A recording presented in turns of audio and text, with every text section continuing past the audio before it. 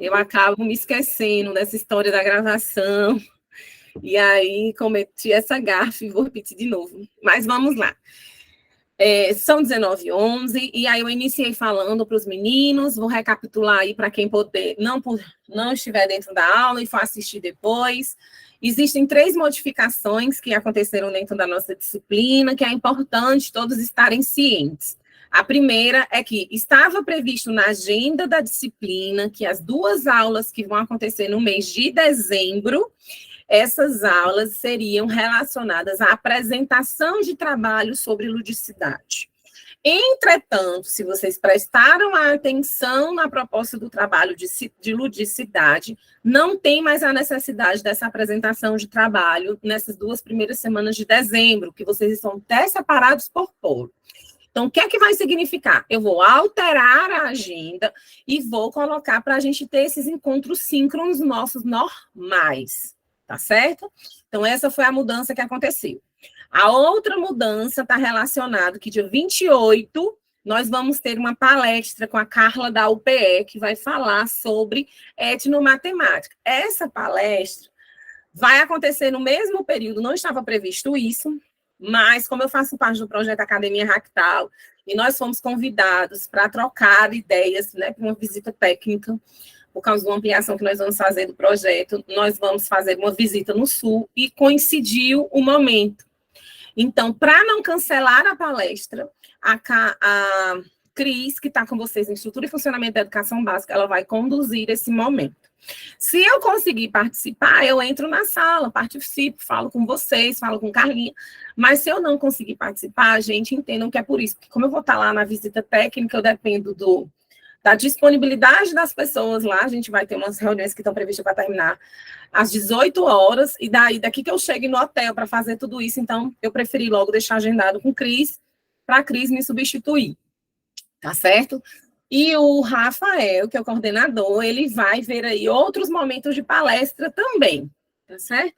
Por quê? Porque é importante que vocês já iniciem fazendo essas atividades acadêmicos, científicos, culturais, que a gente vai conversar um pouquinho mais sobre elas lá na frente, tá bom? Então, esses eram os recados iniciais que eu tinha para passar para vocês, para depois não gerar nenhuma confusão aí, porque eu vou fazer essa troca na agenda dessas informações, e aí vocês já podem ter baixado a agenda e vão perceber essa mudança, tá? Porque outra coisa que eu quero sinalizar para vocês também é que, às vezes, na agenda, pode ser que eu sugira um texto. E aí, quando eu fui montar aquela semana, eu estudei algumas outras coisas e identifiquei um texto melhor. Então, considerem sempre o texto que está disponível na semana, lá que eu coloquei da plataforma, tá bom? Outra coisa, as atividades, eu deixo lá, gente, colocado assim, semana de tal a tal, atividade avaliativa dessa semana, mas eu não estou bloqueando as avaliações. Vocês podem mandar depois daquela data, sem problema, tá? Só que vocês precisam sinalizar os seus tutores, porque os tutores aqui nos dão suporte na questão da correção dessas atividades, e aí, se de repente ele não souber, ele vai achar que você não fez. Por isso é importante você sinalizar o seu tutor quando você entrega fora do prazo, tá bom? Do prazo que está lá previsto, mas não vai diferenciar a sua nota, tá? Eu não estipulei nesse momento nada. Se você não entregar naquela data do dia 15, a partir do dia 16, cada dia eu diminuo um ponto. Não, eu não estipulei nada disso. Alguns estudiosos da área da EAD falam da importância de fazer isso. Mas eu não acho que seja algo salutar nesse momento, até que vocês estão de adaptação, né, do curso, da plataforma. A gente teve aluno que entrou depois, aluno que ainda está se adaptando aí, né, essa realidade. Antes vocês estavam com uma disciplina, já estão com 3. Vocês estão com quanta disciplina rodando nesse momento, hein? Sei lá, umas 4, 5, 4, 6. professora. Sei lá. Pois é. Essa questão aí. E aí, quem não tem uma boa organização aí acaba se perdendo, né? Porque dá um pouquinho de trabalho manter essas disciplinas aí. Né? A gente acaba... que a rotina do dia a dia ali na faculdade é uma coisa, outra coisa é a gente se encontrar só 1, 2 vezes na semana e ter atividade de 5 disciplinas diferentes, né? Então, precisa ter esse cuidado. Tá. eu queria, assim, que alguns 3 ou 4 alunos comentassem um pouquinho, o nosso que se perdeu, né, Jéssica? Eu também me perco, às vezes, quando eu estou fazendo os cursos à distância, entendeu? Eu também me perco. Por causa da rotina, né? A nossa rotina no dia a dia é bem puxada, né? Vejam só, eu queria assim que uns 3 ou 4 alunos comentassem para mim como é que foi a receptividade da escola quando vocês foram aplicar esse trabalho. Deixa eu explicar por quê. Como eu falei para vocês, eu dou aula, né, nas licenciaturas todas aqui do Campus Petrolina. E aí eu já vivenciei várias realidades. Eu vivenciei aquela escola que ela acolhe o aluno, que ela vai lá, que ela abre as portas, que senta, que apresentam toda a escola, que você tem assim uma relação, mesmo que em uma única visita, você constrói uma relação muito bacana, porque eles abrem ali um espaço para você, né? Isso, eu sei. Já a que ainda estou avaliando, porque ainda tinha gente enviando. Já a já tem escola que elas não querem receber, né? Elas têm muita dificuldade de receber, e às vezes você só consegue ser atendido se você tiver algum parente, algum conhecido, né? Se for a escola, por exemplo, às vezes do seu filho, entendeu? Então, eu queria, assim, que uns 3 alunos ou 4 relatassem como é que foi, né? Esse momento aí para vocês. Por quê? Lembre-se que a gente está no processo de formação para ser professor. A gente está no processo de estudar a escola, né, como um todo. Então, é importante a gente debater um pouquinho sobre isso, né, sobre essa ideia de acolhimento, de como é que a gente se sente, para depois eu também chegar em um outro momentinho que eu vou falar, tá bom? Quem quer falar um pouquinho, não precisa ser muito, pode ser breve, tá? Só para me dizer assim como foi assim, esse sentimento de visitar, tá certo? Alguém quer começar? Pode falar, Aline, né? Pode falar. Isso. Boa noite, professora. Boa Boa noite, noite. colegas. Desculpa a demora em entrar. Minha experiência na escola, eu fiz o trabalho em dupla, né, com Daniel, Júnior e Daniel, e minha experiência foi muito boa, assim, eu fui muito acolhida, juntamente com o meu colega. A diretora se dispôs a mostrar a escola para a gente, a estrutura, a coordenadora pedagógica, ela sentou com a gente, foi falar dos programas e projetos que existem na escola, né? Então, assim, foi uma receptividade muito boa. Era uma escola também que a gente já tinha uma convivência, porque eu estudei nela, Júnior estudou nela, meus filhos estudam nela, né? Lógico que as pessoas são outras, né? Os profissionais são outras, mas a qualidade de ensino que foi apresentada para a gente, a dinâmica da sala de aula, que a gente ficou um momento lá, observando como esses alunos se comportavam, né? Como eles interagiam com o professor, foi muito proveitoso. Eu gostei muito e pretendo já meus estágios fazer nessa escola, se Deus quiser.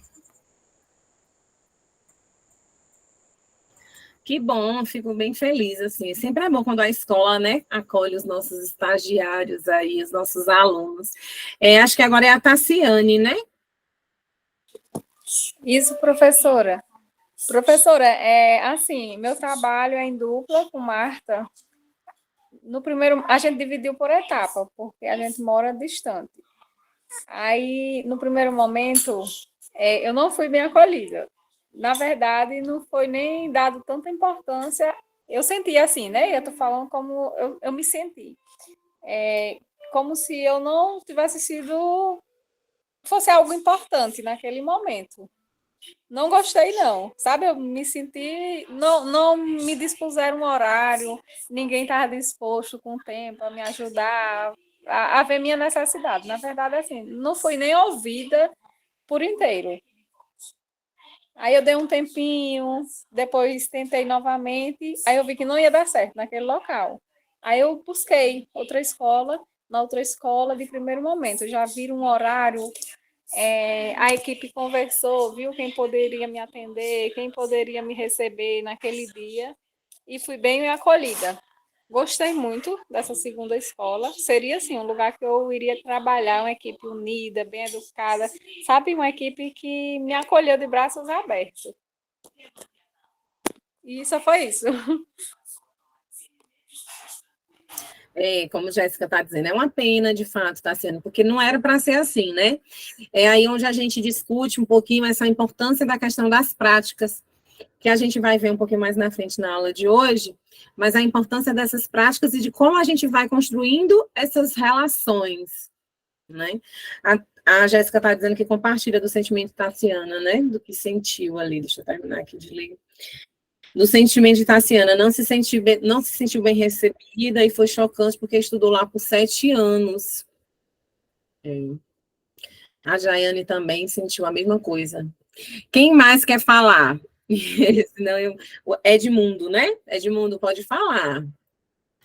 Eu compartilhei, eu e Maria Rita, a minha dupla, a gente compartilhou do mesmo sentimento que Tassiane, porque a gente foi em uma escola e a diretora não sequer deu a mínima para a gente, não me sentia à vontade, até comentei no meu trabalho que não me sentiria à vontade de trabalhar naquela escola, e infelizmente essa é a fama que a gestora da escola tem, não por mim, mas por toda a população da cidade aqui que eu moro, e por conta disso a gente decidiu ir em outra escola, que fomos bem recebidos, tiveram questão de mostrar a estrutura, do funcionamento, de tudo que a gente pediu e até mais fizeram questão de falar para a gente. A nossa sorte foi essa, porque se depender de outra escola, jamais serei professor.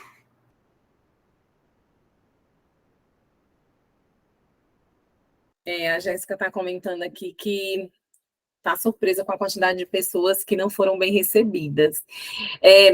Na verdade, eu não fico surpresa, porque, como eu disse a vocês, eu atuo com as licenciaturas, né, já faz um tempinho, e aí não existe isso de fato.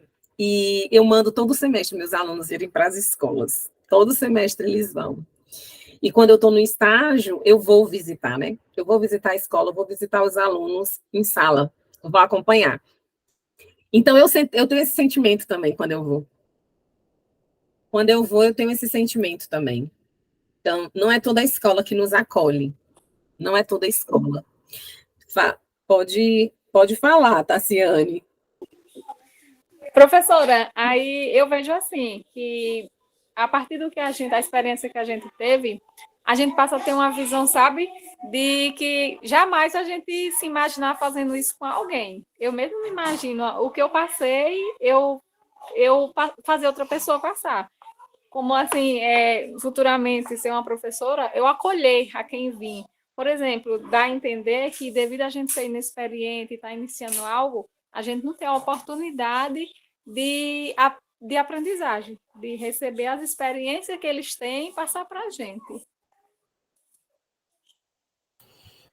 Eu acho que a Aline quer falar também. Eu queria só completar aqui, professora, que foi assim fundamental para a gente ser bem recebido a carta de encaminhamento. Porque quando a gente chegou, eu fui no primeiro momento na escola, né? Falei com a gestora que precisava fazer um trabalho, me identifiquei, falei que era do instituto, né? Que estava com a carta de encaminhamento. Então, à medida que ela leu a carta, ela já se dispôs a atender a gente, porque isso identifica, né? Tem um peso, porque o Instituto Federal ele tem assim essa como é que eu posso dizer? É bem reconhecido, né? Sabe que é uma instituição séria. Então, isso foi fundamental para a gente ser bem atendido, a carta. Tassiane quer falar de novo? Quero, professora. Assim, como a colega terminou de falar, em relação à carta, sim, mas em relação a EAD, muitos ficam um pé atrás. Mesmo sendo uma instituição reconhecida, quando vê lá EAD, ficam assim, sabe? A gente vê um olharzinho meio estranho. Vamos à Jéssica agora. Boa noite, professora, boa noite, colegas. Realmente, como as meninas falaram, a carta de encaminhamento traz logo de início uma seriedade, né, em relação ao programa, em relação à licenciatura em si. Mas eu não sei se porque eu sou prima de coordenadores, sou ex-colega de escola de outra coordenadora. Eu fiz o trabalho em trio, eu, Jaqueline e João Batista. Jaqueline atua na escola em questão, e eu já conheço, como eu falei, conheço as coordenadoras, sou prima de uma delas, que foi com quem a gente teve o primeiro contato. Ela só pediu que a gente fosse, assim, não esperasse que ela respondesse no momento, porque a correria. A gente pegou uma semana, não lembro se antecedeu, era simulado antecedendo ao SAEB. Então, correria total. E nisso, ela só pediu que a gente mandasse para ela, entregasse a ela, assim como a professora também, que já é também conhecida. Aí pediu para a gente passar as perguntas, né, relacionadas ao professor, e ela responder em casa. Da mesma forma foi com a coordenadora. Pediu que só não esperássemos dela que ela desse atenção, porque ela já sabia que não poderia, devido à rotina dela.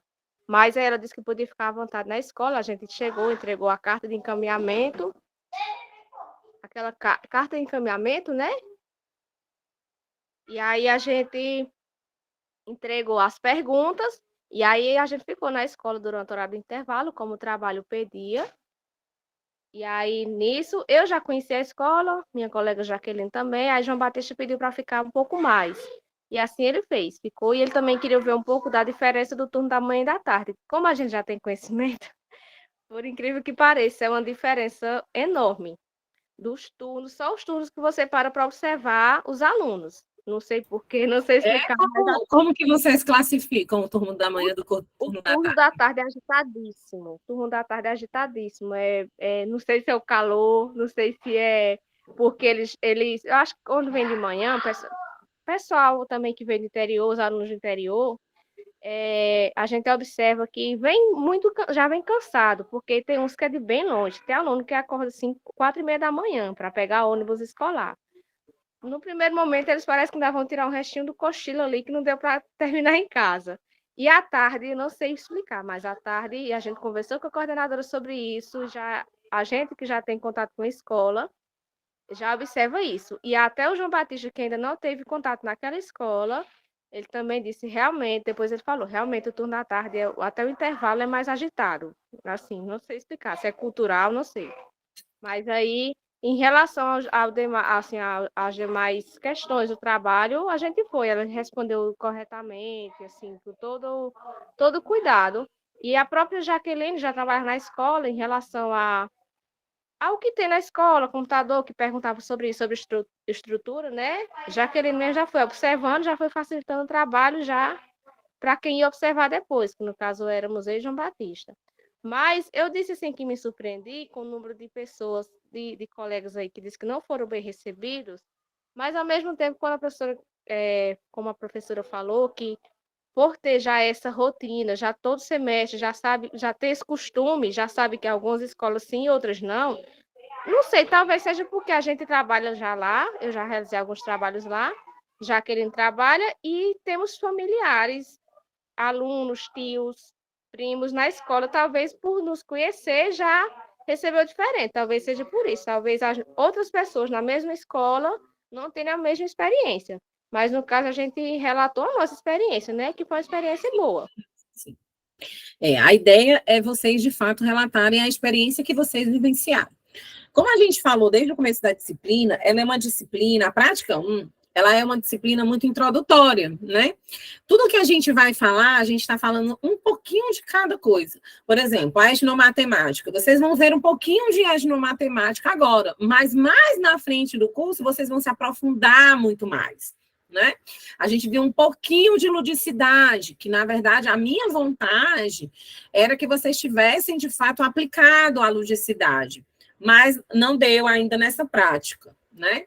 Mas é importante que vocês entendam que a prática é isso, é você começar a sair desse papel de aluno e começar a entrar no processo de reflexão, no processo de professor. E aí, quando traz isso, você vai começar a refletir sobre a escola, como é que a escola nos acolhe, né? Às vezes, ela não consegue acolher, como foi dito aí para a Jéssica, por uma questão da rotina que ela tem, né? E tem vários outros motivos que vão acontecer. Às vezes é porque o gestor, de fato, não é uma pessoa lá muito solícita, né? E às vezes não quer receber. A gente sempre coloca a carta de encaminhamento até para dar um respaldo, né, para vocês não chegarem lá diante de tantas coisas que acontecem dentro das escolas hoje em dia. É importante eles saberem que vocês estão indo lá por um motivo, né? E normalmente eu coloco até o telefone, mas eu acho que eu não coloquei na de vocês, porque até se a pessoa quiser tirar dúvida, né, saber quem é. Antes, quando eu fazia, eu colocava o meu carimbo institucional, né, porque aí ficava bem formalizado mais ainda, né, com isso. Mas a ideia, gente, é essa mesmo. Vocês vão ter, ao longo do curso, vários tipos de experiências, boas e ruins. Principalmente quando vocês chegarem no que a gente chama mais na frente, a questão dos projetos, né? Que vocês vão sentar, vão ir para as escolas, vão identificar algumas problemáticas das escolas e intervir dentro daquele problema. Né? E a partir daí a gente vai ter várias ações. Não sei se serei eu a professora, né? Mas a gente está trabalhando com projeto com os alunos, passa muito por isso. Aí quando a gente está dentro dos estágios, a gente vai ver mais ainda aquela escola que acolhe de fato, que coloca o estagiário participar de reunião de pais, de reunião de professor, de reunião pedagógica, para que ele se insira, ele perceba que ele faz parte daquilo ali, como é que ele vai agir diante de cada situação. E vai ter aquela escola que não, que o estagiário, ele não está nem aí para ele, entendeu? Ele fica mais só no contato mesmo com o professor, supervisor, que fica responsável por ele dentro da escola, tá?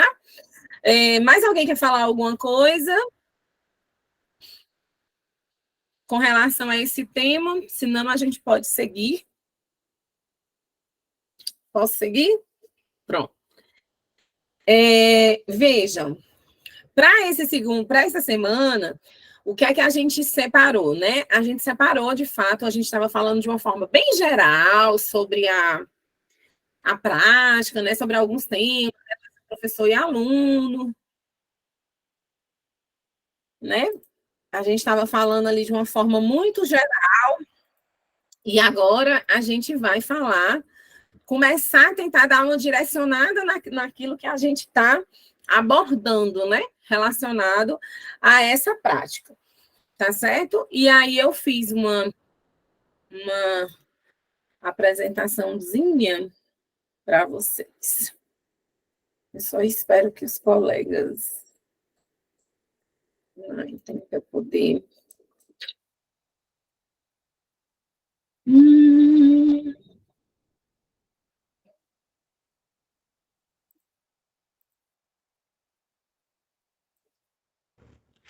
Boa noite.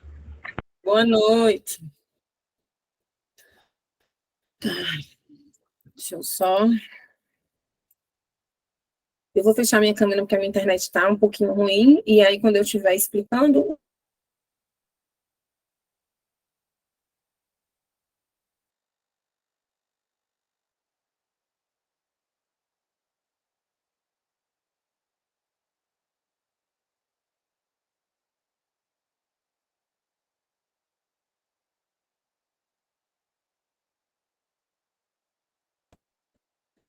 Viu? Viu como tá ruim? Eu acabo de falar e vai lá e sai. Vocês estão vendo a minha apresentação? Confirmem aí. Sim, professor. Sim. Pronto. Continua vendo, né? Bom, vejam só. Como eu falei inicialmente, nós vamos começar a discutir agora a prática, mais propriamente pensando e se aprofundando sobre o que é ser um professor, né? O que é ser esse bom professor? Qual é a minha função de professor, tá certo? Eu, enquanto professor, tenho que ser um professor para quem? Um professor que vai ser bom para a escola? É um professor que é bom para o aluno? É um professor que vai ser bom ali nas relações com seus colegas? Né? Quem é esse professor que a gente precisa ter hoje dentro das escolas, né? E diante daqueles desafios que a gente já pautou e já conversou mais em outra aula.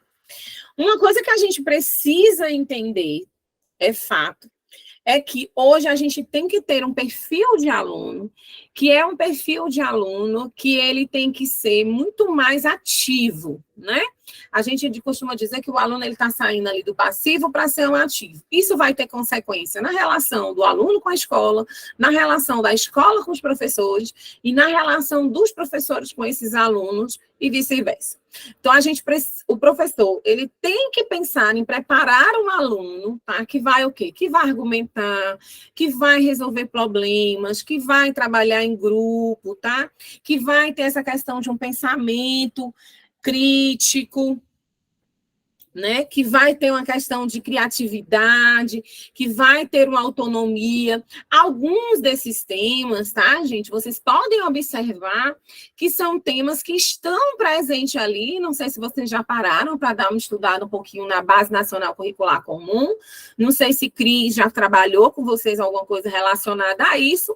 Mas algum desses temas aqui que estão sendo abordados, que se pede que o professor trabalhe com o aluno, são temas que estão relacionados ali à base. E percebam que o texto que eu passei para vocês, ele não é um texto novo que foi publicado de 2018 para cá, ele é um pouquinho mais antigo, eu acho que ele ali é de 2014, 2015. Então, já era algo que estava sendo previsto nos parâmetros curriculares nacionais, em alguns debates, não só a nível nacional, tá, gente, mas também a nível internacional. Esse perfil de aluno que se prega, que se deseja para uma sociedade, que hoje não é mais só uma sociedade, não é uma sociedade da informação, não é uma sociedade do conhecimento, desculpa, é uma sociedade que está aí nessa mistura ainda, né, de tudo isso para que consigamos aí alcançar uma melhor atuação com os nossos alunos, tá certo? E aí, o nosso pontapé, o que a gente mais vai se preocupar, o que a gente tem que começar a se trabalhar é nessa prática de ser docente. Como é que a gente vai ser docente? Dentro de um grande perfil que a gente está tendo hoje, essa questão do nosso universo tecnológico, né?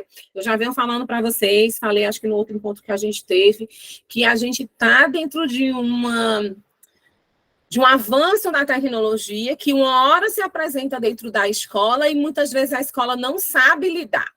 Eu acho que até eu fiquei devendo a vocês como é que a gente chama aquela que tem no... Ai, meu Deus, que são... É como se fossem uns programas de rádio, mas não é? Esqueci como é o nome, meu Deus. Não é um vídeo de YouTube, mas é como se fosse só o áudio, que eu estou esquecendo. Acho que são podcasts. Isso, podcast. Obrigada. Valeu. Então, eu estou devendo até para vocês um podcast, eu vou ter que procurar esse podcast para colocar, que ele vem falando exatamente que alguns países que liberaram totalmente a questão do uso da tecnologia dentro da sala de aula, celulares e tudo, ficava livre. Agora eles estão voltando atrás dessa tomada de decisão, né? E aí estão pensando em novas formas de se colocar isso. Ao mesmo tempo, a gente tem também escolas que são totalmente voltadas para a questão da tecnologia. Você tem a escola ali que segue a linha do Steve Jobs, então você vai ter o aluno que adentra dentro da escola com seu tablet e a partir de uma trilha de aprendizagem que ele escolhe, ele direciona aquilo que ele vai fazer durante o dia. Então, a nível de Brasil e de mundo, nós vamos ter vários tipos de experiências, de práticas que são diversas, né? E a gente tem que ter muito esse cuidado aí, quando a gente tenta implantar tal e qual uma metodologia, uma técnica de algum outro país ou de algum outro estado que às vezes não se adequa à nossa realidade, tá? É um momento também da gente pensar nessa questão da aprendizagem do nosso aluno, como é que esse nosso aluno aprende, tá? Existem aí alguns estudiosos que vão falar que os alunos têm formas diversas de aprender, e tem um aguçar da inteligência, às vezes voltado para a questão da arte, às vezes voltado mais para a questão das ciências humanas, ou até mesmo para a questão das ciências exatas. Mas como que a gente vai lidar com isso e promover uma sala de aula que acolha a todas as diversidades? Eu acho que esse é o nosso grande desafio, pensar numa sala de aula que vai acolher todas as diversidades. Eu não estou trazendo aqui diversidades voltada só pensando numa perspectiva de alguma deficiência ou de uma diversidade sexual. Não é isso. É todo esse universo de alunos que cada aluno é diferente. Nenhum aluno é igual ao outro. Tá? Cada aluno vai ter uma diferença. E aí, o texto, né, ele traz para a gente a ideia de 4 variáveis que são influências diretas dentro dessa prática nossa docente. A variável aluno e o saber matemático, a variável professor e o saber matemático, a variável relação professor-aluno e relação aluno-aluno. Quando a gente fala de relação de aluno e saber matemático, a gente tem que pensar o quê? Que não vai adiantar o professor trazer materiais onde ele coloca o aluno para manipular, onde ele coloca o aluno para jogar, para calcular, para ter tecnologia, se ele não der um significado àquele conteúdo, tá? Se ele não pensar como que essas ferramentas, elas vão, de fato, promover essa aprendizagem, onde ele se preocupe com o contexto, né? É necessário fazer a conexão entre a matemática com as diversas outras disciplinas e buscar diferentes temas relacionados à matemática e ao cotidiano do aluno. Ou a gente vai vivenciar a sala de aula onde o aluno tem desinteresse, né? Não é uma sala de aula em que o aluno vai ter aquele interesse, né? Ele vai ter o desinteresse. A segunda variável é a variável do professor e do saber matemático. Então, o que a gente encontra aí? Aqui ela está se referindo a conhecer a história dos conceitos matemáticos e a repassar aos alunos o que pode mudar a concepção da matemática de muitos alunos. Às vezes o aluno tem uma visão inadequada. Eu me lembro que quando eu estava dentro da graduação, eu falei para vocês que eu fiz o curso de pedagogia, né? E aí o meu orientador, eu fui bolsista PIBIC, durante quase a graduação inteira. Na minha época, eu não tinha PIBID nem residência. Então, eu fui bolsista de pesquisa. E tinha um menino de 10 anos que ele vendia pastelzinho pequeno de carne para os professores lá da universidade. Ele ia uma vez por semana vender esses pastéis, ele ajudava a mãe vendendo os pastéis. E era impressionante a capacidade que o menino tinha de fazer cálculos matemáticos. Ele dava, você podia dar para eles vários cálculos e o menino fazia tudo de cabeça, relacionado à venda dos pastéis, à quantidade de pastéis e não sei o quê. E ele trabalhava ali com aqueles dados e muitas vezes o professor, que o meu professor, ele era um professor de estatística, ele às vezes sentava com o menino para ver se ele sabia fazer o cálculo ali, mostrando a operação, e ele, às vezes, tinha dificuldade de fazer. Mas se você perguntava, trazendo a realidade do pastel, o menino respondia tudo, né? Então, a gente tem aí esse grande desafio, né? A gente tem que mostrar que a matemática não é assim, que ela é uma verdade, assim, que ela é eterna, que ela é inflável, que ela é imutável, né? Ela tem essa possibilidade de modificação, ela tem essa possibilidade de aplicabilidade. O aluno tem que pensar nessa aplicabilidade daquilo que ele está aprendendo, tá? E aqui a gente se refere também nessa capacidade que o professor tem. Alguns chamam isso até de transposição didática. A capacidade que o professor tem, por exemplo, vocês vão ver ao longo do curso de vocês vão ver, por exemplo, matérias, uma matemática muito mais profunda do que uma matemática que você vai abordar no ensino médio, né? Então, essa adaptação do conteúdo, essa capacidade do professor, né, de transformar esse conhecimento que ele adquiriu em um conhecimento muito mais adequado à realidade do aluno, isso é fundamental dentro dessa relação aí do professor com o saber matemático, tá bom? E aí eu vou chamar a atenção para vocês para os 2 pontos que são os pontos que a gente considera que são assim mais que chamam mais a atenção, né, gente? Isso é aluno pedindo para participar, é porque eu não vejo.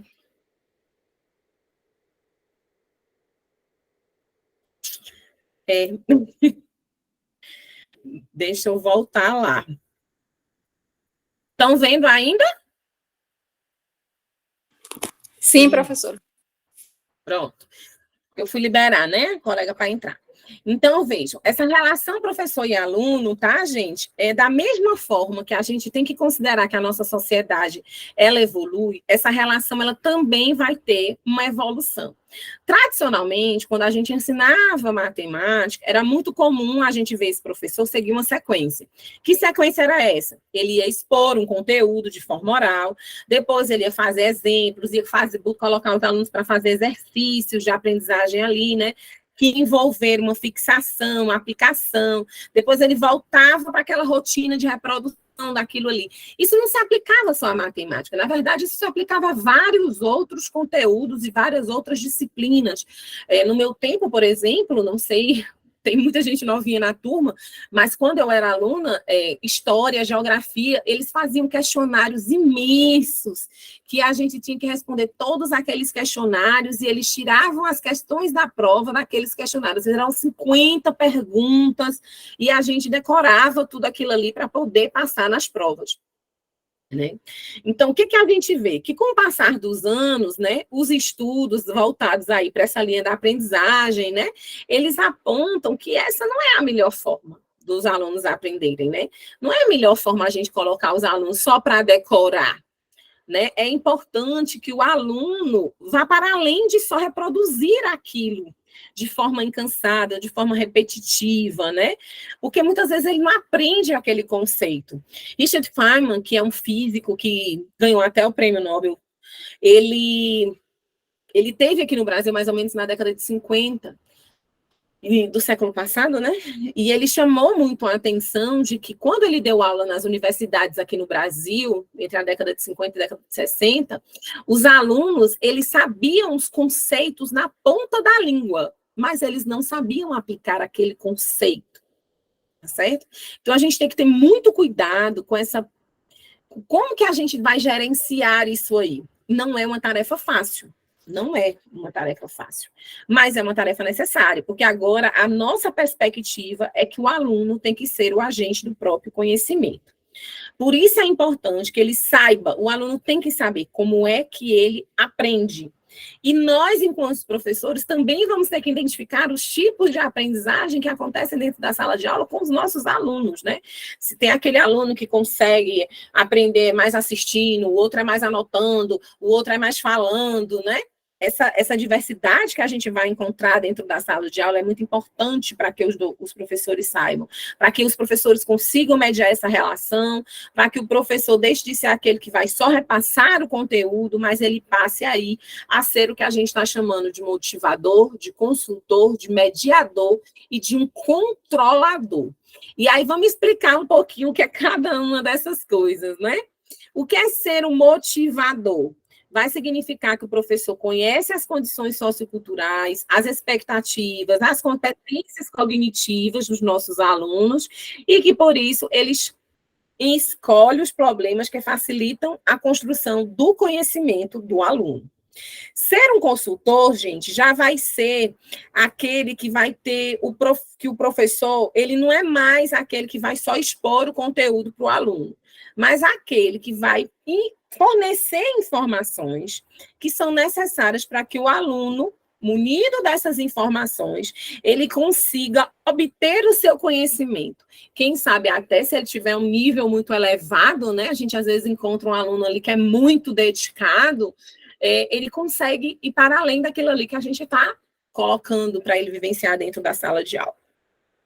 E a gente vai ter o aluno o professor, que é o professor mediador, que é aquele que vai possibilitar que o professor promova confrontos, né? O professor promove ali confronto entre os alunos para que eles desenvolvam ali a capacidade deles de ver questão de solução, de questionar, de testar, né? Aqueles debates que o professor vai mediar ali são fundamentais para que o aluno entenda todo o processo.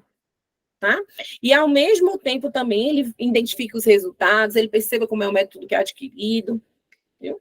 E, por fim, a gente vai ter esse professor nessa perspectiva de controlar. E aí o professor vai controlar os alunos, não significa dizer que o professor, não é que ele vai controlar a vida do aluno, mas ele vai ali tentar pensar ali nas escolhas que esses alunos vão fazer. Por exemplo, às vezes você Você pensa que você não tem que dar um prazo para o aluno fazer a atividade? Não, você tem que dar um prazo para o aluno fazer a atividade, né? Você tem que pensar ali como que você pode incentivar esse aluno. Por exemplo, vão ter disciplinas mais na frente que vocês devem ver a questão das metodologias ativas, e vocês vão ouvir falar muito em gamificação, né? Como que você coloca a sua aula para ser uma aula gamificada, porque existem alunos que se motivam com essa competitividade que tem dentro do universo do jogo. E você vai ter aí a ideia da cooperação, um ajudando o outro. Por exemplo, quando você trabalha com robótica educacional, a robótica, muitas vezes, da forma como ela deve ser trabalhada, ela dá uma função para cada um daqueles que estão envolvidos ali, e onde eles vão trabalhar de forma conjunta. Tá?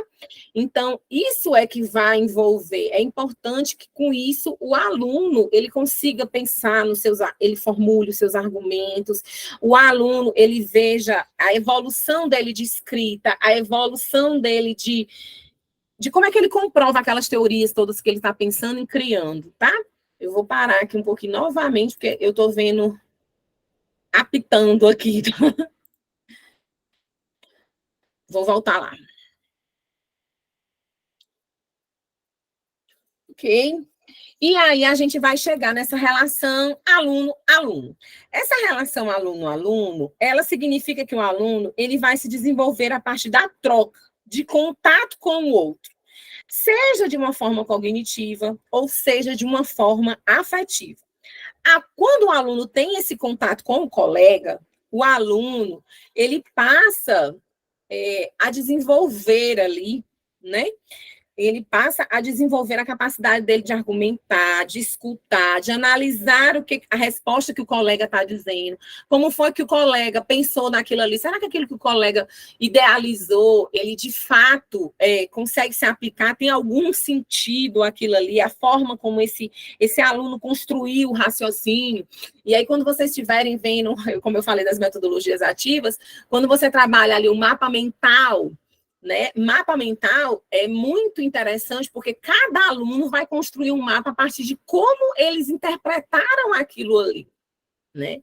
Isso é muito bacana de ver como é que eles constroem, né? Como é que esse aluno vai lidar aí com a possibilidade de defender a ideia dele, como é que ele vai lidar aí com a opinião divergente do colega, como é que eles vão chegar numa resolução e numa solução conjunta desses problemas, para que eles percebam junto, né, que o aluno, ele tem que ser um aluno agora, que não é mais um aluno passivo, é um aluno ativo. E para a gente ter um aluno ativo, não existe outra possibilidade senão ter um professor que vai atuar como motivador, como consultor, como mediador e como esse controlador, tá certo? Então é importante aí a gente pensar nessa relação aí, professor e aluno. Deixa eu beber aqui só um pouquinho de água.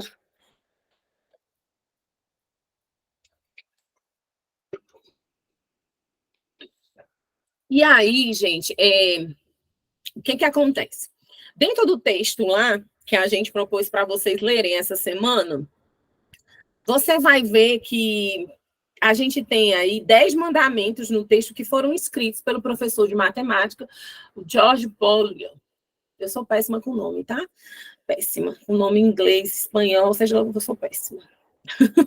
Mas antes da gente citar aí esses 10 mandamentos, eu acredito que é importante vocês saberem quem é essa pessoa, né? Quem é esse George?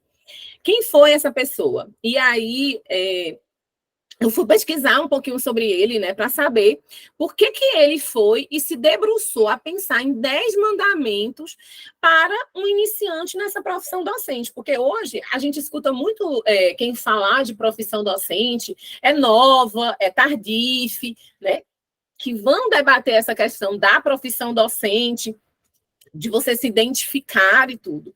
Mas aí eu fui surpreendida por esse autor, né, por esse matemático, né? Ele é um matemático, George, é um matemático que nasceu em Budapeste, na Áustria, em 1887. Vejam que não é uma coisinha nova. E ele foi professor aí de matemática de 1914 a 1940, do Instituto Federal de Tecnologia de Zurique, né? Depois, ele Depois disso, ele foi para Stanford, que é na Califórnia, e lá ele trabalhou como professor de 1940 a depois de 1953.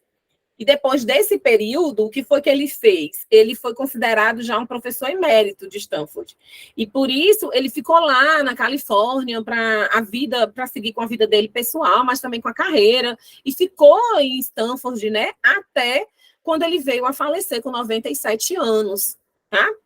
E aí, o que ele estudou? Ele teve uma influência, digamos assim, em diversas áreas da matemática. Ele estudou a questão da teoria dos números, a análise da matemática, da geometria, da álgebra, tá? Essa questão de probabilidade. Além disso, né, ele cria esses 10 mandamentos para os professores iniciantes. Por quê? Porque durante 5 anos ali, já quando ele estava mais velho, durante 5 anos, ele atuou como professor de professores da educação básica. E aí ele percebe que esses professores da educação básica, eles estavam indo, né, atrás de capacitação, atrás de uma capacitação, mas não é qualquer tipo de capacitação, era uma capacitação do ensino da matemática, que a gente colocasse o ensino da matemática de uma forma mais prática, de uma forma que se aplique às atividades diárias, às atividades cotidianas, né? Então, assim, diante disso tudo, a gente vai explicar aí cada um desses mandamentos que ele criou, que são bem interessantes e que a gente às vezes pensa que as coisas são novas, né? Mas elas não são coisas novas, são coisas que já foram pensadas há muito tempo e que, devido a esse processo de mudança, de adaptação da nossa sociedade, demora um pouquinho. Às vezes ela demorou para ser implantado, né? E é engraçado porque dentro do meu doutorado, eu fiz uma parte do meu estudo, eu estudei a questão do Richard Feynman, né? A questão do físico lá, que ganhou o Nobel, e ele fala muito dessa questão da prática, da aplicabilidade, que são coisas que acabam se relacionando também com o que George pensa, né? Então, vamos lá. Em primeiro lugar, a gente deve ter ciência de que é muito difícil você prever com segurança, né, o sucesso ou o fracasso assim, de algum método de ensino que você vai escolher. Entretanto, você não consegue ensinar algo se você não tiver interesse por aquilo, tá? Por isso, você tem que ter interesse na sua matéria. Não tem como você dar uma aula de matemática se você não tiver interesse em aprender matemática, conhecer a matemática, tá? Então, se o assunto não interessar você enquanto professor, você não vai ser capaz de ensinar ele de uma forma adequada. É isso que ele traz. Que é importante você ter um interesse. Ter esse interesse é uma condição indispensável, é uma condição necessária. Mas em si mesma não é só isso, não é só ter o interesse, tá certo? Nenhuma quantidade de interesse ou de método de ensino vai ser suficiente se você não conhecer a matéria que você vai ensinar. Tá? Então, você tem que estudar a matéria que você vai ensinar. Se você não estudar essa matéria que você vai ensinar, como que você vai ser professor dela? Né? É engraçado que hoje, na reunião da minha coordenação, eu já disse para vocês, eu faço parte da coordenação de computação, né? E lá na minha reunião da coordenação, a gente estava hoje discutindo as vagas que a gente vai liberar para os estagiários. A gente recebe os estagiários da licenciatura em computação, alguns deles para atuarem dentro dos nossos cursos técnicos, mas naquelas disciplinas básicas ali, informática, né? E aí, uma das coisas que os professores das áreas específicas estavam reclamando bastante é que os alunos se inscrevem para estágio de uma disciplina que eles nem sabem quais são os conteúdos que vão ser trabalhados naquela disciplina. O primeiro erro que eles identificam já está aí. Eles nem conhecem a disciplina que eles estão se candidatando para dar aula. Eles querem simplesmente a vaga porque é dentro do IFE, o estágio é mais fácil. Mas eles não têm essa preocupação, eles não têm esse interesse. Tá? E aí, quando ele traz aí, em terceiro, né, lugar, ele fala a importância do conhecimento e do interesse. Você pode ser, se você não tiver isso, um professor ruim, um professor assim medíocre, né? Então, nesse ponto aqui, a gente está se referindo que muitos de nós, muitas vezes, conhecemos professores que sabem a matéria, mas não são capazes de ensinar para os seus alunos, de criar esse contato, de criar esse vínculo, ter essa transposição didática, ter essa didática de ensinar. Então, é importante a gente ter em mente que ensinar Ensinar tem que resultar no aprender.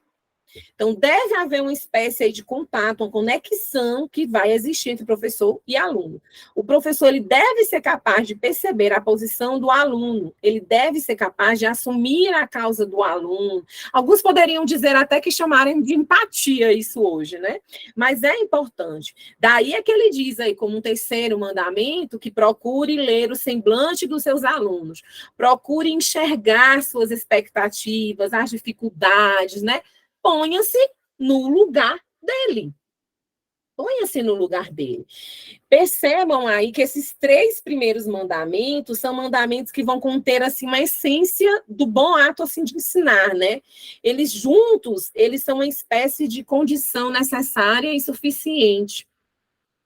Se você tem interesse, tem conhecimento, se você é capaz de perceber o ponto de vista do aluno, você já pode ser um bom professor. Ou logo você vai se tornar um bom professor na perspectiva do que acreditava o George, né? Ele traz também a ideia da importância de que você tem ao longo da sua carreira, né, ao longo ali desse processo que você está tendo, a experiência, a questão do tempo, a questão da prática, tudo isso vai contar também para que você se torne esse bom professor. Então, para vocês aí que estão nesse processo de formação inicial, é muito valioso pensar nisso, perceber essa importância de aliar o conteúdo à realidade do aluno que vocês vão receber. Existe uma diferença, né? Vocês viram aí nos relatos dos meninos que tem uma diferença do aluno da tarde e do aluno da manhã. Vai ter uma diferença do aluno que mora na zona urbana, do aluno que mora na zona rural. Como muitas vezes tem professor que percebe diferença do aluno da escola pública do aluno da escola particular, né? Então, a gente tem que saber lidar com todas essas realidades, né? E essa experiência é necessária. É necessário a gente praticar. Desculpa. É necessário a gente ter essas interações entre os professores, entre os alunos em sala de aula, da gente ir se familiarizando. Por isso, não é à toa que eu coloco vocês para irem se familiarizando com esse universo da escola, universo da sala de aula, né? Porque vocês precisam se familiarizar com isso para intimamente, de uma forma pessoal, vocês irem atrás de absorver novo processo de aquisição, de informações, né, de habilidades. Um processo esse, né, gente, que tem muitos aspectos, né? A gente tem um aprendizado, a gente pensa assim em vários aspectos, aí a gente vai ter assim, que aspectos são esses? É importante que a gente aprenda, que a gente descubra, que a gente intervenha, que a gente compreenda, não só a gente enquanto professor, mas que a gente possibilite também isso ao aluno, né? E isso é um trabalho diário. O professor, ele deve basear-se primeiro e antes de tudo na sua própria experiência, no seu julgamento, naquilo que ele observa. Então, às vezes a gente senta ali nas reuniões, nos momentos de intervalo com os colegas professores, e aí alguns falam de determinados alunos que você se surpreende, porque muitas vezes na sua aula o aluno não tem aquele comportamento, né? E aí está muito relacionado a isso, a experiência, a quem você é. Isso conta também. Então, o George, ele acreditava na importância da aprendizagem ativa dos alunos. Então, lá atrás, já se falava em aprendizagem ativa, que o aluno tem que deixar de ser passivo, de ser um mero receptor. Então, quanto mais ativo, melhor vai ser essa aprendizagem. Então, é importante que a gente compreenda que a melhor maneira de aprender alguma coisa é descobri-la. Nós mesmos precisamos descobrir. Existe hoje alguns laboratórios, né, o Maker, que utilizam a metodologia Stream, que é colocando para você mesmo praticar, para você mesmo se desenvolver, né, essa metodologia. Eu acho que vocês em algum momento devem vê-la no curso, tá? E aí, de fato, quando a gente traz uma situação ideal, o professor, ele faria somente uma espécie, assim, ele usa até um termo que é muito engraçado, de uma parteira espiritual, né? Ele vai dar a oportunidade do aluno de se descobrirem por si mesmo as coisas e as que devem ser aprendidas. Esse é o ideal, e dificilmente a gente consegue alcançar isso se não tiver essa prática. Às vezes a gente tem uma falta de tempo de trabalhar isso, né? De preparar essas aulas. Por isso é importante a gente lembrar que o conhecimento, ele consiste em parte dessa informação e parte desse know-how, né? E daí ele considera know-how essa destreza, essa habilidade de lidar com as informações, de usá-la de uma forma adequada, a partir de um determinado propósito, de descrever um apanhado de atitudes que são mentais, que são também apropriadas, ou mesmo que são habilidades para a gente trabalhar de uma forma mais metódica. Tá? E aí a gente pode dizer que dentro da matemática, pensar no know-how é essa habilidade nossa de resolver problemas. Não tem como a gente pensar em matemática e não pensar em resolução de problema, em construir espaços onde o aluno vai vivenciar demonstrações, em examinar soluções e demonstrações. Lembra, não é que a gente não vai, quando eu falei lá na frente, que existe uma rotina, né, de explica conteúdo, faz exercício, explica exercício e depois faz. Não significa que a gente vai deixar de fazer isso, mas não é só isso. É muitas vezes como você aborda esse conteúdo, tá? E na matemática e know-how é muito mais importante do que simplesmente a gente ter essa informação. Por isso que ele diz que o 5º mandamento é aquele mandamento que dê aos seus alunos não apenas informações, mas que dê esse know-how de atitudes que vão ser mentais, de atitudes que vão envolver ali, para além desse trabalho metódico. Assim, a gente pode dizer que know-how na matemática é a maneira como a gente ensina também, né? E isso, muitas vezes, é mais importante do que a informação. Porque hoje, se vocês perceberem, vocês podem jogar qualquer tema ali no Google, né? A gente tem vários médicos de Google. Então, a gente tem, né, várias situações que a gente descreve determinadas coisas e o Google vai dar a resposta para a gente. Tá? O Google traz, assim, algumas respostas. E aí, deixa eu ver, gente, só porque eu acabo tirando, né? Fico tirando, assim, essa... Voltaram a enxergar, que fica fazendo um barulhinho, e eu quero ver se não tem algum aluno que fica sem... que não chegou ainda e que está atrasado, né? E aí, gente, a gente vai pensar aí já em outro apontamento. É importante que esse professor de matemática, né, ele tenha a oportunidade de mostrar seu papel, de pensar em conjecturas, né, nesse processo de descoberta, de ele se imprimir em seus alunos, de ele pensar de uma atitude que seja muito mais mental, que seja muito mais fundamentalmente importante. É o faça aprender, o aluno ele tem que dar palpites. O aluno, gente, ele pode errar, não tem problema o aluno errar. Pode dar o palpite lá, o palpite dele errado, né? A gente vai ver que nem todos os alunos eles vão ser bons. Nem todos os alunos eles vão estudar. Nem todos vão considerar dar algum palpite, né? Ou quando forem dar palpite, vão dizer assim coisas que a gente diz, meu Deus, não acredito que esse aluno está dizendo isso, né? Mas é necessário. Os alunos precisam parar por esse momento. Eles precisam para depois eles enxergarem um momento mais além, um momento para onde eles vão conseguir, a partir dessa demonstração, aplicabilidade, conhecer de fato ali, compreender, acho que é melhor essa palavra, compreender de fato. Então, a gente tem que lembrar que quando você está apresentando ali, você já vai dar a solução do problema, isso não é legal, você já dá a solução do problema, né? Por mais que seja assim, conveniente esses aspectos instrutivos aí, né? Um aspecto instrutivo se merece assim, imitação, você imita, né? Existem algumas coisas quando você está estudando ali os tipos de experimentos dentro do ensino de ciência. Stu, ele vai dizer exatamente que você tem 4 tipos de experimentos.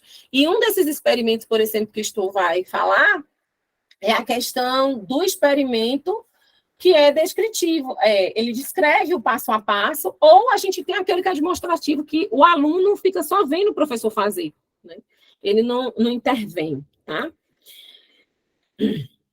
E aí, outro mandamento que deve ser considerado é que o professor busque, no problema que ele está abordando, aspectos que possam ser úteis aos outros problemas que vão vir, para que ele procure descobrir, o aluno, né, que ele procure descobrir o modelo geral que está por trás daquela situação correta. Então, ele precisa compreender o dele, o dos colegas, para a partir daí ele ver o que está certo, o que está errado, né, o que funcionou, o que não funcionou. É importante também deixar que eles adivinhem a solução do problema. Não dê a resposta, né? Lembra que muito mais do que as perguntas, muito mais que as respostas das questões das perguntas, né, são muito importantes aí. Eles precisam passar por esse momento.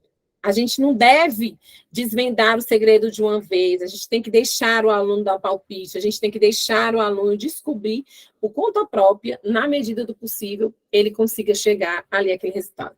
Então, o aluno apresenta ao longo, por exemplo, né, um longo cálculo que ele faz aí. Vamos trazer esse exemplo.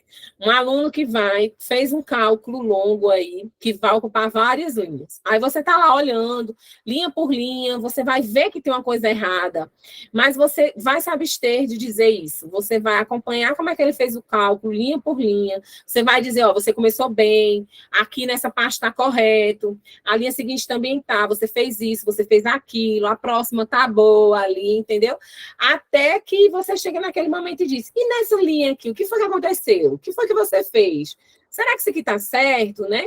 Então, ele começa a perceber ali, quem já foi educador e trabalhou com a questão da educação infantil, você vai perceber, por exemplo, as crianças, elas fazem as letras espelhadas, né? Por exemplo, o A, eles fazem trocado, os números, que é posição para uma direita, e eles fazem na esquerda, ou vice-versa. Então, é importante que você vá dando essas dicas para que ele perceba o que ele compreenda, ele perceba que isso está errado. Então, o aluno, ele não vai se ofender, ele só se ofende e fala assim, ó, isso aqui está errado, você fez isso aqui errado, vamos pensar aqui no certo? Não, deixa aí, vai acompanhando, vai direcionando, tá? Para que a partir daí, esse aluno comece a entender o processo, para evitar, gente, que muitas vezes o aluno ele passa por determinadas situações de constrangimento, e aí ele cria, né, aqueles bloqueios com as disciplinas, muitas vezes por uma atitude inadequada aí de algum professor que você nem percebeu, né? Então, assim, vamos tomar cuidado para a gente não dizer, você está errado, você não sabe de nada, né? Vamos começar a pensar assim, ó, você acertou isso aqui, mas se você começa a pensar nisso, tá? Você começa a mudar essa perspectiva, você começa a trazer algo muito mais, assim, humano. A gente precisa começar a pensar no quanto é importante a gente ser humano, né? Esses nossos alunos, eles têm aí muitos problemas. No IFE, a gente que está ali vocês estão online, né? Mas a gente tem vivenciado umas situações bem complicadas, né? Dentro do IFE. A gente está tendo, assim, muitos alunos com doentes, né? De uma forma mais mental. Então, a gente tem que tomar muito cuidado, às vezes, com a forma como a gente fala com o aluno, né?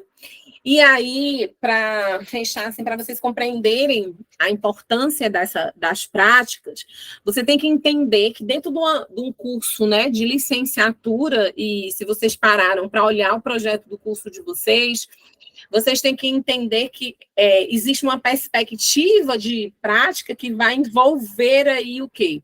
Vai envolver as disciplinas que são teóricas, vai envolver as disciplinas que vão envolver a questão da educação mais matemática, vai envolver as disciplinas que são pedagógicas, né, que são ali voltadas para vocês entenderem, compreenderem os conhecimentos mais da área da educação, ou mais pensar na questão do ensino. E você vai ter os estágios supervisionados, que aí eu não sei se vocês já pararam para olhar, mas vocês sabem que são 400 horas de estágio supervisionado, né? Então, vocês vão ter aí 400 horas que vocês vão precisar atuar futuramente aí no curso de vocês.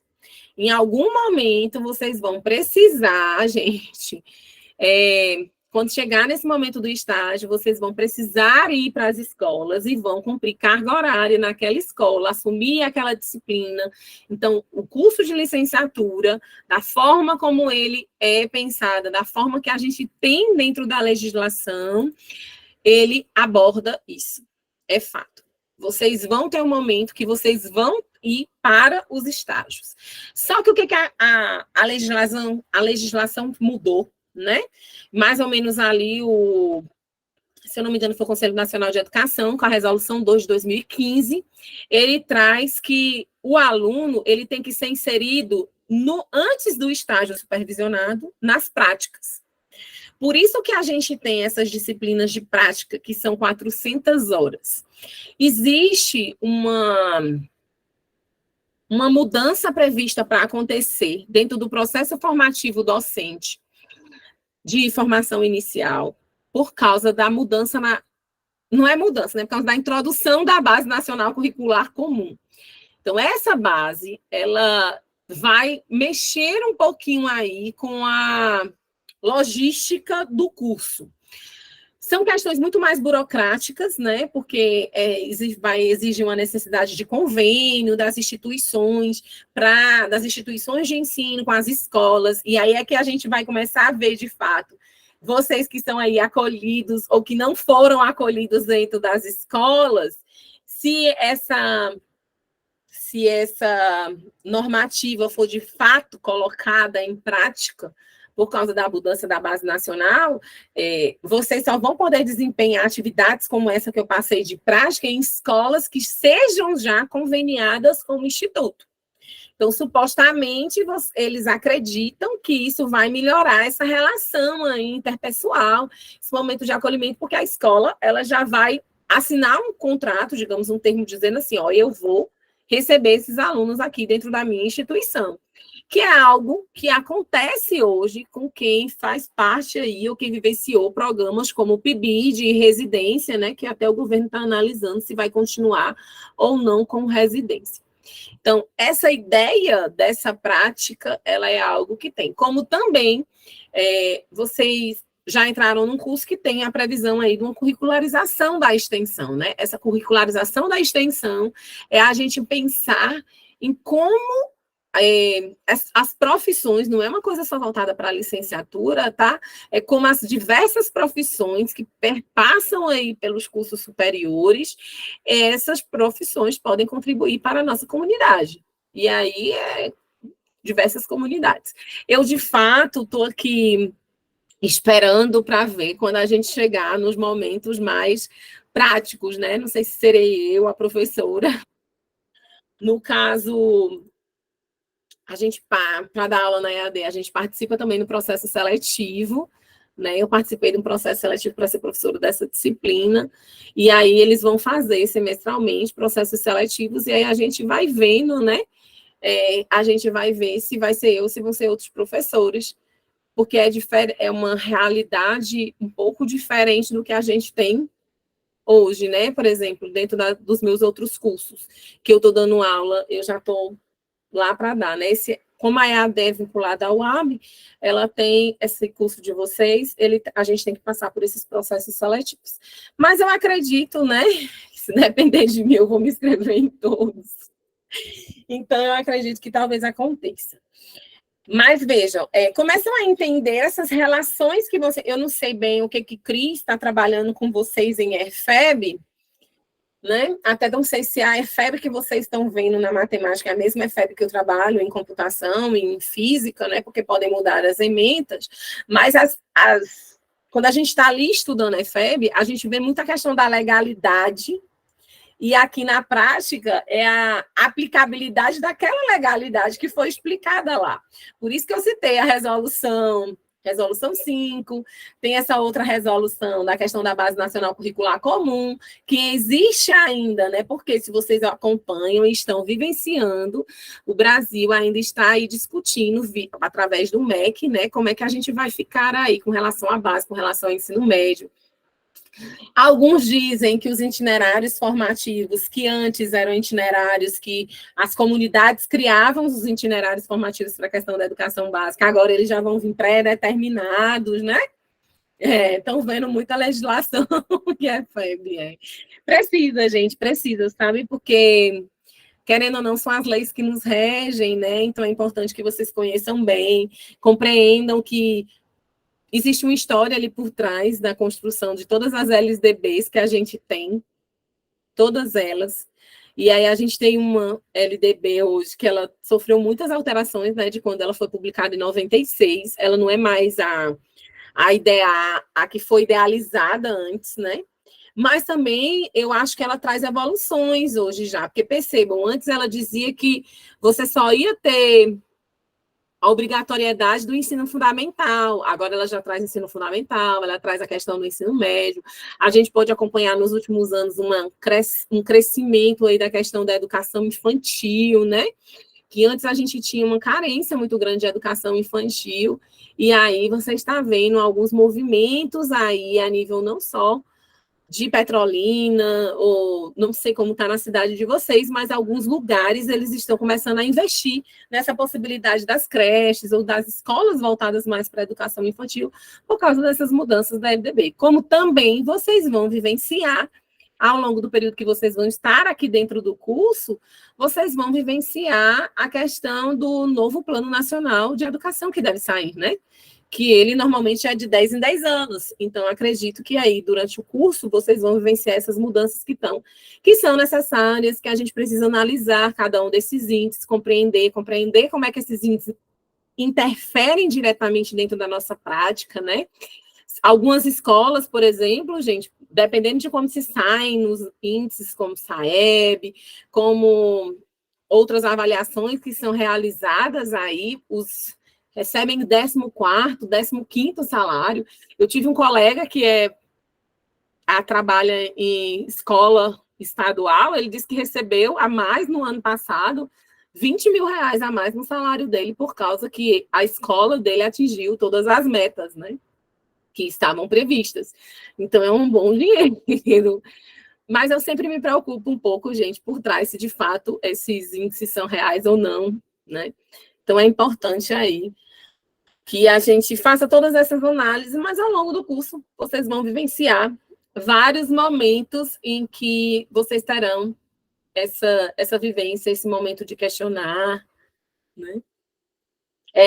Repasse é muito complicado, né? É porque às vezes eles usam, né?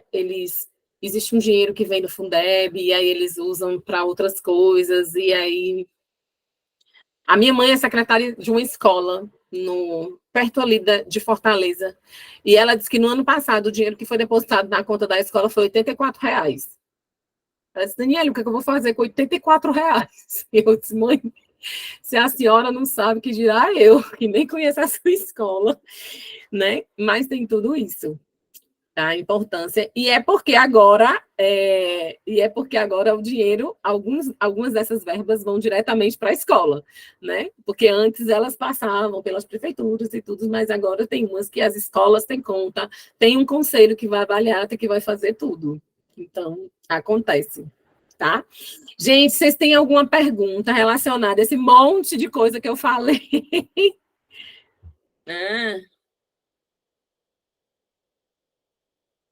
Jéssica, o que é esse UEX aí? Jéssica Alves. O que esse UEX é essa sigla mesmo? Olha, porque uma hora dessa... Unidade Executora, tá. Nem sei, minha filha, mais o que é essa sigla, uma hora dessa, não. Isso, verba diretamente para a escola. Isso a gente tem muito. Isso, eu acho que tem... dentro do IFE, gente... Eu vou abrir aqui um momento para falar. Dentro do IFE, vocês vão vivenciar agora esse mês, final desse mês, começo do outro mês, vocês estão entrando na instituição onde vocês vão vivenciar o período eleitoral, né? Vocês vão poder votar. Não sei como vai funcionar, mas vocês são nossos alunos, né? Então, vocês vão poder votar para diretor do campus Petrolina, devem, né? Devem aí, não sei, mas vocês deverão ter essa possibilidade de votar no diretor do campus e de votar no reitor, né? E aí, por que eu estou trazendo isso? Porque esses reitor, diretor, normalmente existe um conselho que dá suporte a ele.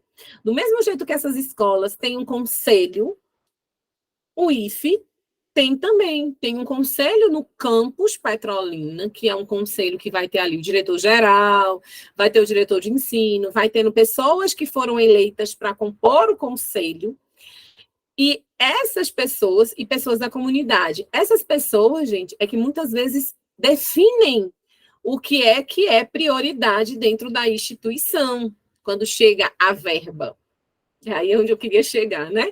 Falei da eleição para trazer isso. Esses conselhos, quando tem esses conselhos, eles tem uma função importantíssima a nível institucional. O que eles definem, ó, nós vamos gastar o dinheiro aqui entre o banheiro e a quadra, eu vou querer o banheiro e não a quadra. Então, eles têm essa possibilidade, né? Eu estou dando aqui um exemplo fictício, claro, mas eles têm essa possibilidade de definir aí como é que vão gerenciar esse dinheiro. E isso é muito importante, e é importante quando a comunidade participa, né? Por exemplo, os nossos conselhos de classe hoje, quando é o conselho de classe é aquele momento, né, no final do semestre, que você vai ter ali alunos e professores, hoje em dia, alunos e os representantes dos alunos, os professores, né? E alguns pedagogos e técnicos em assuntos educacionais que estão ali juntos para debater, aluno por aluno, situação por situação de aluno. Então, isso tem o lado bom. Então, essas diversidades de realidades vocês vão encontrar dentro das escolas e vão influenciar diretamente em quem você vai ser. Por exemplo, existem discussões que a gente acha que são discussões. Quer dizer, eu acho, né? Não sei se vocês vão achar, mas a gente tem professores que acreditam que 0,1 décimo não deve ser dado para o aluno. Ele deve ser reprovado. Tá? E aí você questiona e ele diz assim, não, mas 0,1, se eu fiz 3 provas, é a mesma coisa que esse 0,3, então eu não dou esse 0,1 não, porque 0,3, então você faz um aluno repetir toda uma disciplina por causa de 1 décimo, isso vai, de fato, ali influenciar, né? Então, é nesses lugares, nesses espaços que a gente vai dialogar, vai questionar, vai fazer várias coisas, e que é importante. E eu trago isso, vocês são alunos. Então, é muito importante que vocês também reconheçam o espaço de vocês e lutem pelo espaço de vocês enquanto alunos, né?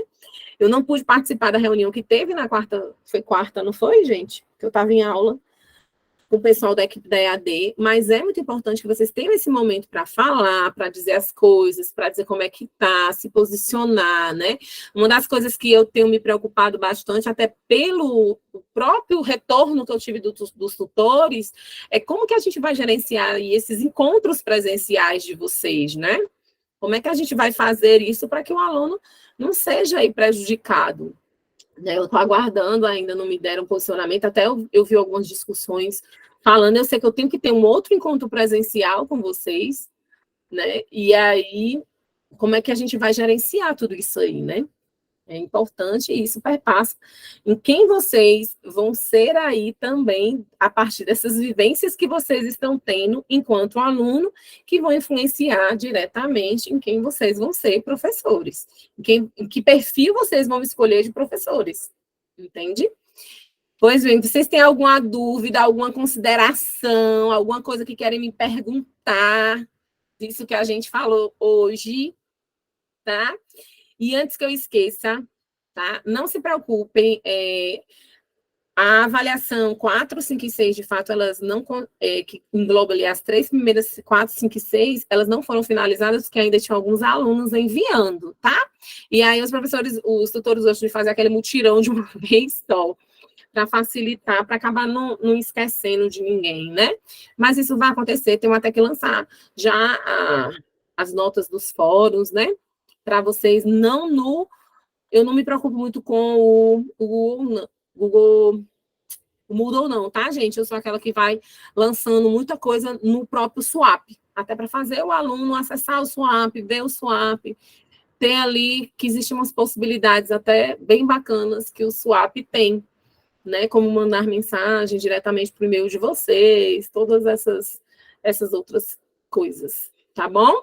Vocês têm alguma dúvida, gente? Alguma pergunta, alguma consideração? Algo que queiram falar, questionar? Não? Não? Então, gente, eu vou encerrar, tá? A aula de hoje e eu vou disponibilizar a gravação dessa... Vânia quer falar? Fale, Vânia, pode falar.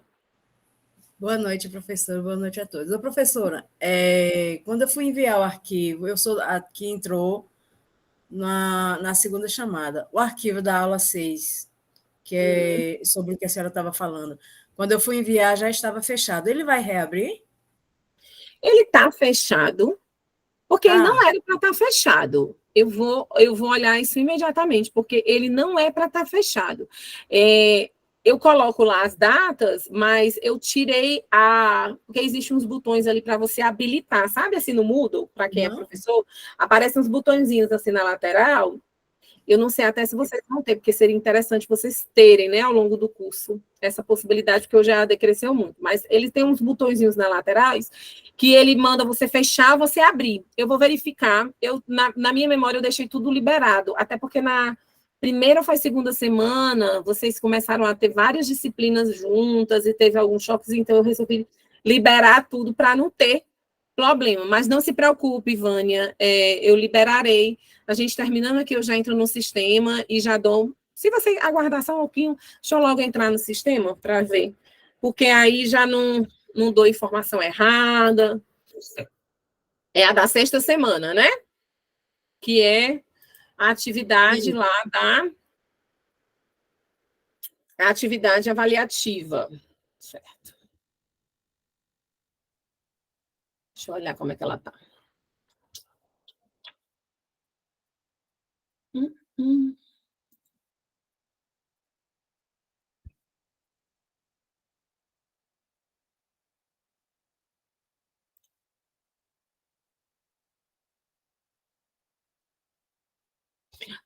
Para mim, ela aparece liberado.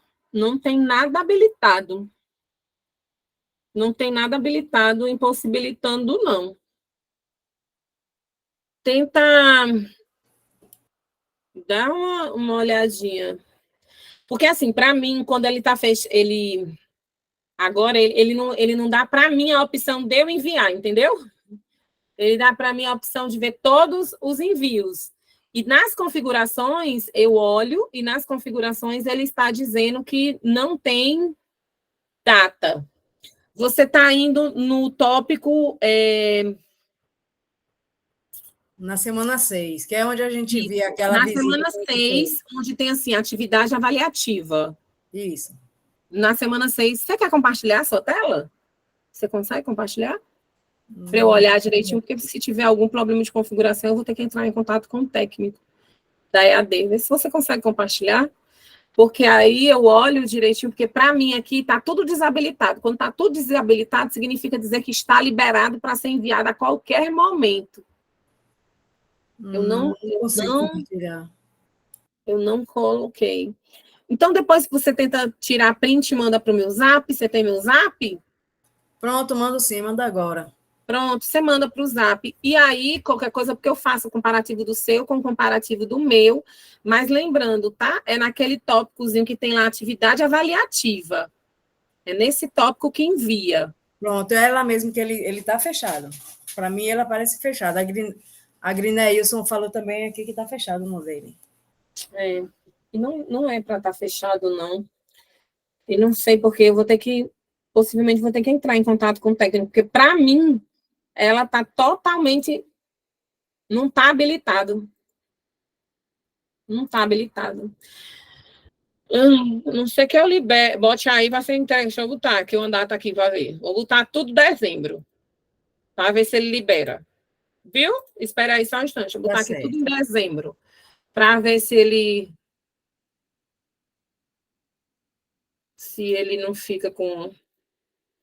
Tô botando tudo assim, 3 de dezembro.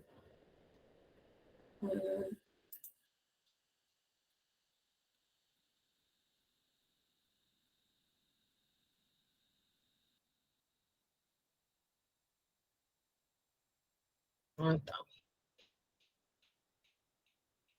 Só mais uma coisa.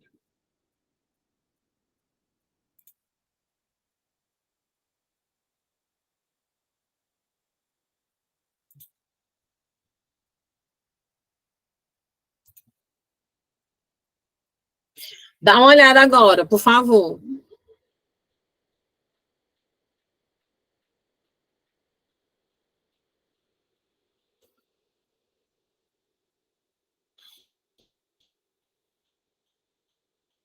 Pronto, agora apareceu. Pois é, e lá não estava marcado, não estava habilitado para ter data, entendeu? Isso aí foi que eu habilitei para ter data, porque, na verdade, eu tinha tirado todas as datas. Pronto. É Agora estranho, mas apareceu. se apareceu, então o importante é isso, envie sua atividade, isso é que importa, e aí a gente vai, acredito que o máximo, que alguém deve estar ainda com problema, mas a partir da semana que vem a gente já deve estar corrigindo tudo isso e resolvendo, tá? Tá ok, Tudo obrigada. bem. De nada, Vânia. Qualquer coisa a gente pode mandar mensagem para mim, tá? No WhatsApp, e às vezes eu demoro um pouquinho, mas eu sempre respondo. Até porque eu sei que a realidade de vocês é outra, né? Uma coisa é um aluno que está ali me vendo todo dia, outra coisa é um aluno que está online, mora numa outra cidade e não tem essa possibilidade, tá bom? Então, a gente vai encerrar. Se alguém tem mais alguma pergunta. Não? Então, a gente vai se ver na próxima semana, tá? Dia 22 a gente tem uma outra aula presencial, e aí, seguindo a mesma rotina, a gente libera aí o material no... É domingo, né, que eu estou liberando, ou é na segunda? Acho que é segunda. E aí vocês vão dar uma lidinha para que na quinta, do dia 22, a gente converse, tá bom? Então, tenham uma boa noite, vão descansar, e aí qualquer coisa podem entrar em contato comigo, e não se preocupem, aqueles que entraram atrasados, ou até os colegas de vocês que não assistiram essa aula, amanhã eu baixo e disponibilizo o link lá para vocês, tá certo? Tenham aí uma boa noite. Viu? Eu vou parar a gravação.